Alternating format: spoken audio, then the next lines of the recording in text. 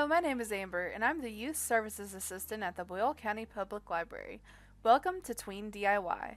Today, I'm going to be showing you all how to make a bookmark. Make sure you have your bag of supplies and find a good place to set up. If you weren't able to get a grab bag, you can gather these supplies from around your house and follow along. Here's what you will need: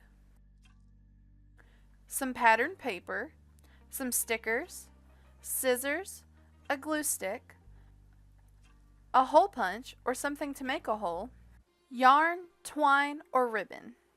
Step 1. Cut your paper 1 1/2 inch wide and 6 inches long for each bookmark. Then round the corners. Step 2. Use a hole punch or scissors to add a hole at the top. Step 3. Once you're done with the basic shape, you can cut out words or phrases along with other matching shapes to create a bookmark. Try to lay out the design and then go back and glue it with a glue stick. Step 4. Run a few strands of yarn, twine, or ribbon through the top hole and tie them together close to the bookmark. And here's the final product.